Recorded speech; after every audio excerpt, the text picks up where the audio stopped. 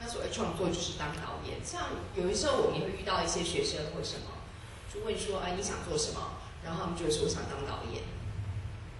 那我觉得当导演不是一个职业，就是因为没有人逼你非创作不可，所以是要问说你到底有没有想说的。就我心里有个故事哦，我想告诉你们，然后我想告诉你们的方式是用影像的方式告诉你们。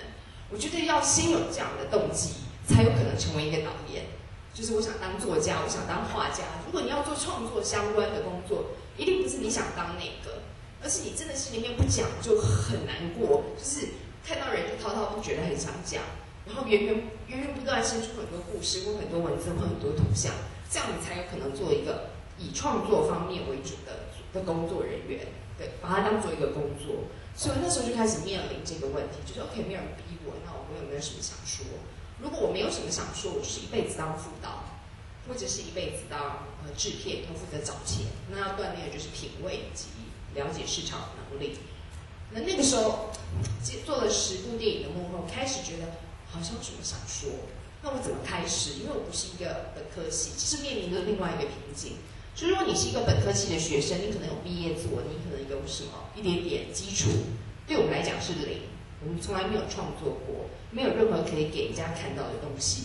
难道要拿的是我在动物系设计的系学会海报吗？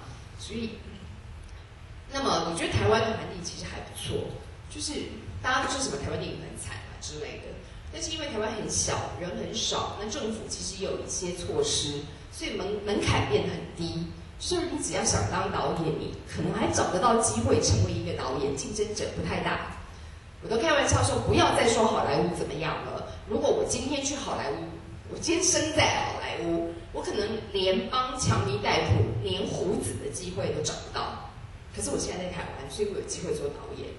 应该是要珍惜这个门槛很低吧？像我们去北京，有时候会有那种研讨会，就站在那儿，然后下面都是北京的同学，100个导演。可是，在台湾我们凑起来也没有100个，所以我就还蛮容易找到一些机会，开始去做创作的工作。那我就是从短片辅导金到优良剧本到人生剧展，这些新导演可能开始的路，然后写了我的第一个剧本。那我的第一个剧本，其实你看吧，有读书就有用。我的第一个剧本叫《基因决定我爱你》，我想一定会得奖。为什么？因为别人统统写不出来。我已经念了6年的这个东西，对我来讲轻而易举，独门功夫一定有用。果然，就第一个剧本就得奖，管它好不好，反正别人就是写不出来。然后呢，到后来有了优良剧本之后，才开始拍，拿到短片辅导金，拍了《神奇洗衣机》，我的第一个作品，一个17分钟的短片，少少的，然后很用力拍。那把过去10年在我的工作上的努力，其实那是第8年了，我大概做了8年的电影拍《神奇洗衣机》，把我工作上的努力的，然后所认识的朋友全部熬来，然后付他们很少的钱，但是我有最专业的美术、最专业的摄影，还有知名的演员，但是我都可以付他们很少的钱，然后他们就帮我拍了《神奇洗衣机》。这个是《神奇洗衣机》的一个场景，是美术的家改造的。然后这些什么墙壁都是我们自己漆的，窗户也是我们锯的啦，然后杯子自己车啦，反正全部都是自己手工做。就是我们2个女生就跨在房子外面刷油漆跟锯窗户，然后她住在北头，然后我们这边锯房子外面的窗跟门的时候，就会有游客这样，因为有2个女生，我要在上面赶，这样就是拍电影就是这样，就是女生要当男生用。然后4次南村的时候，李康怡，那我们就做了一些简单的陈设。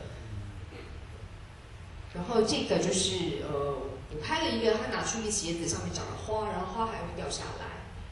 那么因为有了那个第一个工作的经验，就是台湾灵异事件，他教我一件事，就是不要怕，没有做不到的事，只要你去做就会做得到。105也可以找得到3年前报纸上写的人。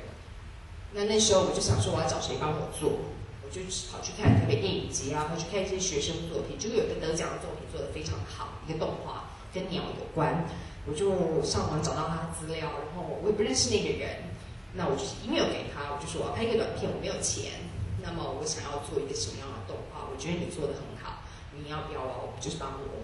他立刻回信给我，就跟我说好，帮你做，不要钱。所以我有一个非常好的动画的，反正后来我们才认识，所以就是不要怕去做，就是你想得到就可能可以达成这样。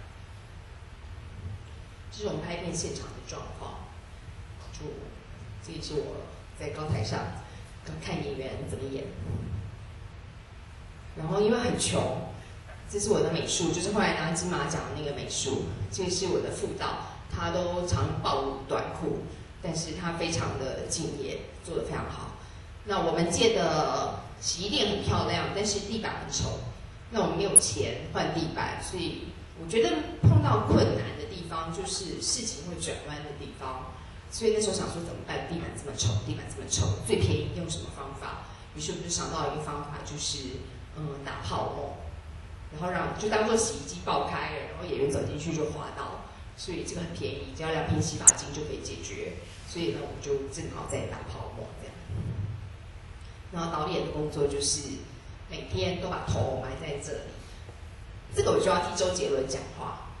他拍《不能说的秘密》的时候，我有在那个现场工作了一段时间，然后报纸有写说现场都没看到导演在干嘛。然后都是副导满场飞，一定不是导演拍的，一定是别人帮他拍的。导演在干嘛？导演就这样子，他最好就乖乖这样，不要起来满场飞。当他跟他的主要演员讲完试过该怎么做之后，事情就让别人去做。你就是好好的看你的作品有没有别人帮助你去完成。所以不能说的明明是周杰伦拍的，他是个天才，他非常有才华。我是诚心的，真的。你看嘛，我就是运气好啊。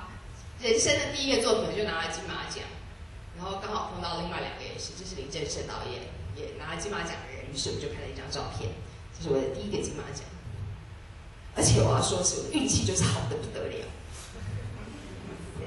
当我拿到金马奖之后，那个作品就让刘德华公司的人看到，那他们刚好做一个新的计划，叫做亚洲新星导，想要在亚洲5个地区找导演，然后他们有经费。那想要拍一个不太贵的长片，所以他们就来台湾找。然后在金马奖就看了我的作品呢，就觉得说还不错，想说找这个人来谈谈。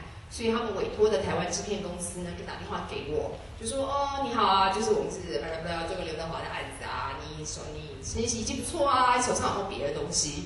然后那时候刚好有一个人鱼朵朵的案子得到短片辅导金，我就立刻回电话说我有东西，我寄给你们。但是原本人鱼朵朵是一个短片辅导金。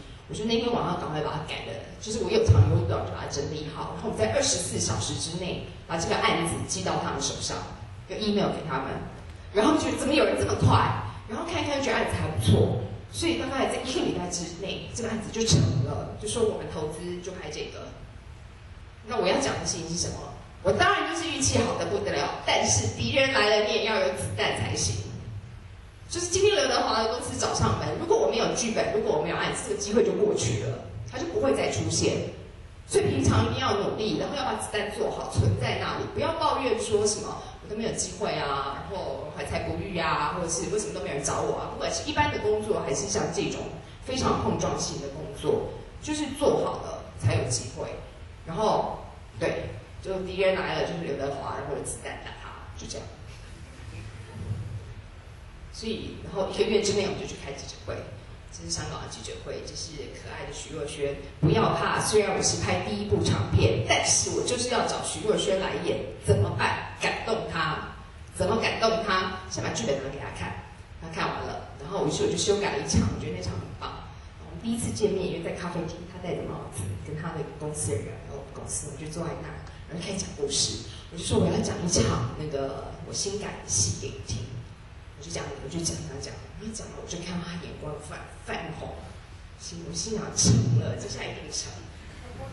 然后走出咖啡厅就很爽，就想说，我靠，刘若英那个徐若瑄得了第1个女主角这样子，我觉得她好漂亮，好漂亮，好漂亮，好漂亮。然后果然他们就打电话来，就说我们想要推荐对手的男主角，这个的意思就是他们想演，所以我胆子很大，所以我现在胆子很大。我现在如果有什么案子啊，我就从最贵的开始问，然后如果他不行，再问第2贵，再问第3贵的这样子。不过合作非常的愉快。然后他其实我觉得演员跟明星跟歌手不太一样，当他们在演戏的状态的时候，就非常的好相处。就是他真的是来演戏的，他是来工作的。然后刘德华曾经就是我们有一次在他公司，他就说他觉得他最喜欢演戏，因为演戏对他来讲是一个最单纯的环境，就你不用面对媒体，你不用面对观众，就是专心做好你那个角色，你可以随便在马路上走来走去，因为都被挡起来了，就不会有人来骚扰你这样。那他觉得那个是一个最舒服、最轻松的状态。所以基本上我在跟演员工作的时候，我也觉得是一个很幸福的状态。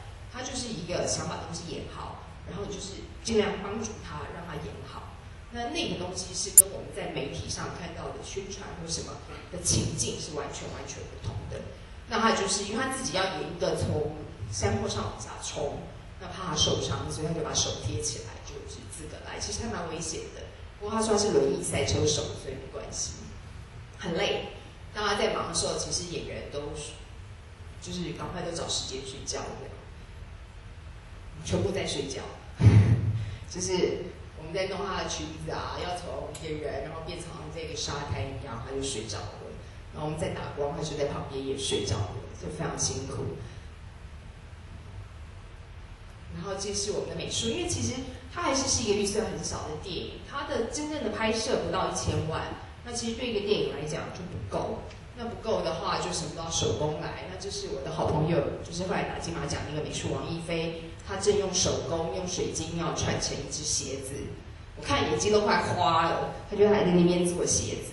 然后旁边这个是因为他们美术一直来不及，那我已经要拍到那一面墙了，然后他也是累到睡着，我就说那我们就把它挖起来，然后他就起来，然后拿一张瓦楞纸，然后把所有的颜料都挤在上面，然后就走到那面墙上，随便拿一支油漆刷，然后就开始画那面墙，都还没有干，我们就开始拍了。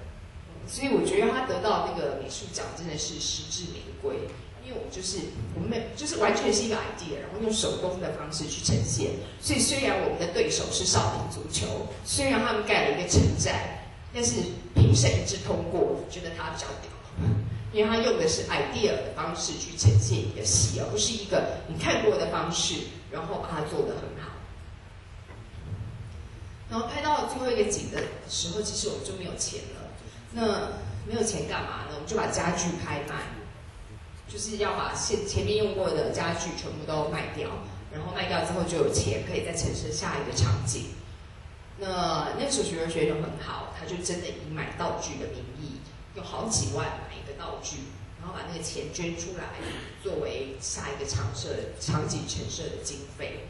因为大家有一条心想要把那个戏做好，所以我觉得他一天到晚买东西请我们吃啊，然后捐钱啊，搞不好他拍那个戏是赔钱的。但是对我们来讲，至少是一个还不错，大家都还蛮开心的作品。那为什么我们需要卖家具？以及我们拍电影这么穷，不是很可怜吗？不是要去哀叫说政府都对我们不好吗？但是我不这么觉得，我觉得在商言商。你不管去找谁投资你，然后给你钱拍戏，投资一定要回本。就是你要有办法去说服别人说，我的东西就是可以卖钱，也许我不贵，但是我就这样，我一定可以帮你把这些钱赚回来。然后我觉得这个世界本来就应该这样，因为没有人要做赔本的生意。所以当你要去找别人给你钱的时候，你就要付他相对的价值。为什么我们找不到钱？因为我们没有金矿。如果这里有一个金矿，我挖一个洞，告诉你里面有黄金，投不投？投不投资？投资，因为会赚钱。打开就里面都什么没有，什么都没有嘛，所以就没有人要投你，因为你的东西看起来是不赚钱。所以我会觉得，作为一个导演，其实要回头去检讨这些事情。就是我到底有，不管我是艺术或什么，我让你赚到什么，我让你赚到砍成红地毯也可以，我就要证明给你看，你投资我，我让你走砍成红地毯。世界就是这么现实，出去工作面对的就是这些事情，所以，从拍戏的时候就要卖家具。然后就后来我休息了一下，我想说，原本就是拍2个人的对手戏，于是我把它就是想要扩大一点，我就拍了一个4个男生的戏。就是戏会变得比较复杂，然后叫极限烫衣板，就是我的家电系列，从洗衣机到烫衣板这样。疯了就跑去拍，一边攀岩一边烫衣服，还一边拍戏。我摄影师每天就要在岩壁上上下下。